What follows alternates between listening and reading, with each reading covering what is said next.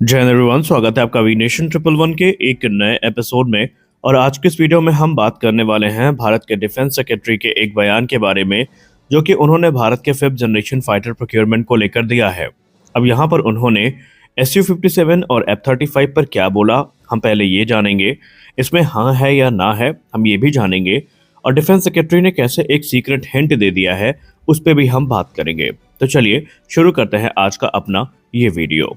दोस्तों, हाल ही में कई रिपोर्ट सरफेस हुई जहां पर कहा गया कि भारतीय वायुसेना Su-57 फैलन को, खासकर उसका जो M1E वेरिएंट है, उसको हाईली कंसीडर कर रही है।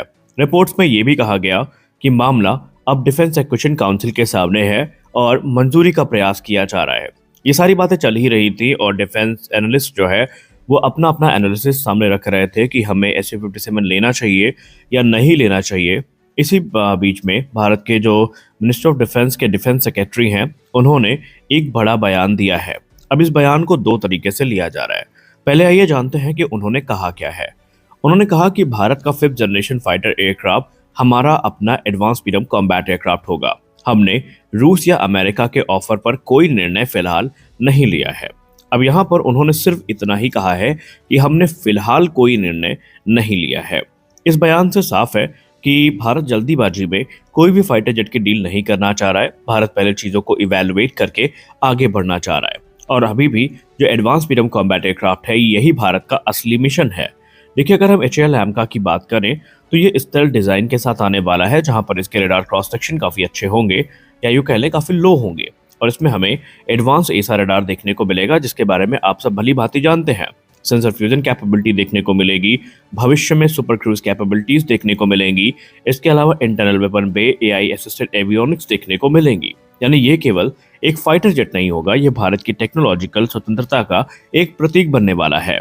और सरकार 5th जनरेशन फाइटर एयरक्राफ्ट को लेकर AMCA का समर्थन इसलिए भी करती है क्योंकि हमने स्पष्ट कर दिया है कि अगर हम कोई विदेशी फाइटर एयरक्राफ्ट चाहेंगे तो फिर डिजाइन के कंट्रोल और अपग्रेड्स के कंट्रोल भारत के हाथ में होंगे।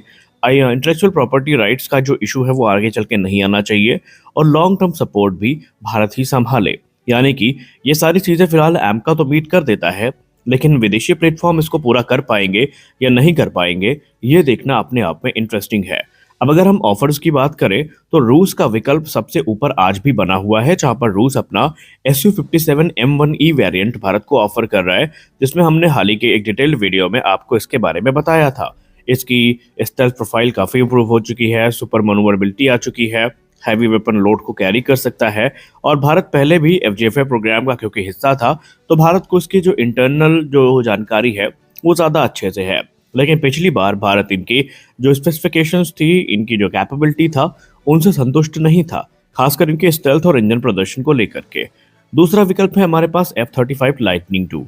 यूँ तो भारत को फॉर्मली अभी ये ऑफर नहीं किए गए हैं, लेकिन हम सब जानते हैं कि ये दुनिया के सबसे व्यापक रूप से इस्तेमाल होने वाले 5th जनरेशन फाइटर्स हैं।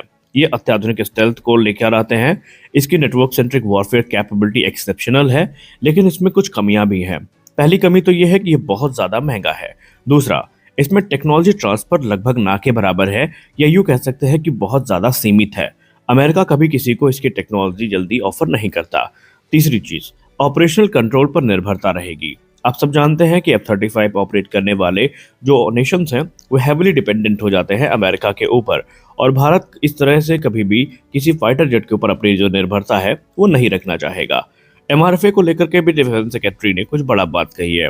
उन्होंने कहा कि भारतीय वायुसेना की स्क्वाड्रन संख्या कम हो रही है, इसलिए एक अलग प्रोग्राम चल रहा है जो कि MRFA है। इसमें हम 114 फाइटर जेट को खरीदने की योजना बना रहे हैं।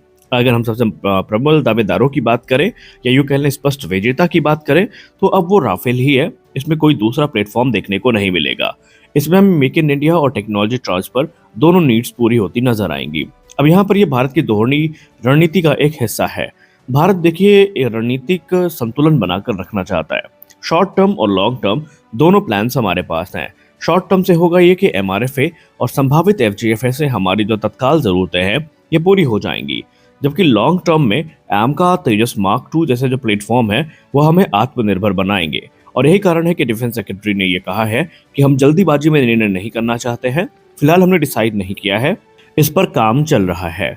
यानी कि उन्होंने डायरेक्टली ये भी नहीं कहा कि हम फिफ्थ जनरेशन फाइटर नहीं लेंगे। और इससे हमें एक संकेत मिलता है कि भारत इंटरेस्टेड तो एफजेएफए को लेकर है, बस अभी भारत इस चीज को डिस्क्लोज नहीं करना चाहता।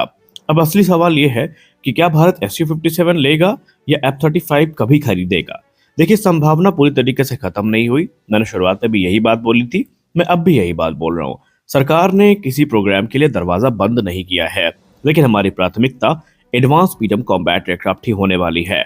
यदि भविष्य में रणनीतिक आवश्यकता हुई तो फिर विकल्प खुले रहेंगे। अब अगर हम बात करें SU-57 की, तो देखिए, इस बात से कोई इनकार नहीं कर सकता और ये बात अब छिपी भी नहीं है कि भारत इसको लेकर काफी ज्यादा इंटरेस्टेड है। और इंटरेस्ट का असली कारण है SU-57 में हुए मैसिव अपग्रेड। जी हाँ, पहले जो बेस लाइन SU-57 भारत को ऑफर किया जा रहा था उसमें भारत की कोई रुचि नहीं थी, और कई बार हमने पब्लिक जो मंच है वहां से भारतीय अधिकारियों को इनडायरेक्टली ये कहते भी सुना था। लेकिन अब जो सेकेंड स्टेज SU-57 ऑफर किया गया है, यानी कि SU-57 M1E, जो कि M1E इंजन के साथ हमें देखने को मिलने वाले हैं, ये ज्यादा अट्रैक्ट कर रहे हैं भारत को। और भारतीय वायुसेना की जो रुचि पुराने मॉडल में नहीं थी, उसके उलट ये जो प्लेटफॉर्म काफी मैच्योर नजर आ रहा है, इसमें इंडियन एयरफोर्स की रुचि भी काफी ज्यादा बड़ी है।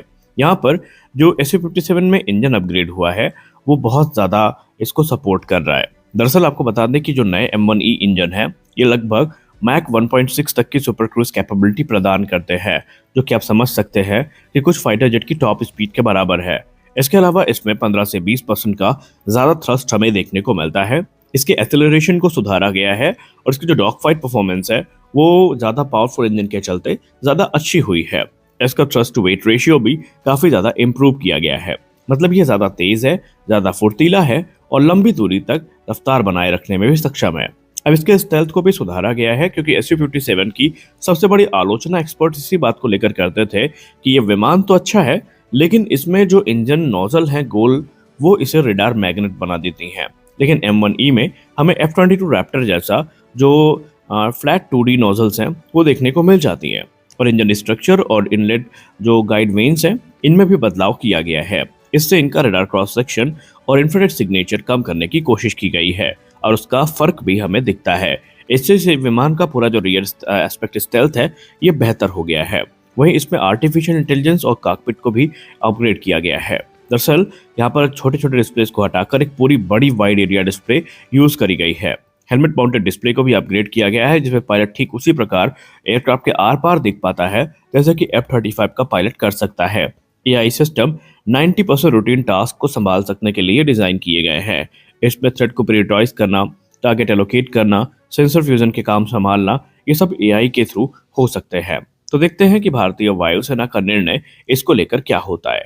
तो आज के इस वीडियो में बस इतना ही। मिलते हैं अगले वीडियो में कुछ और अपडेट्स के साथ। तब तक के लिए जय हिंद।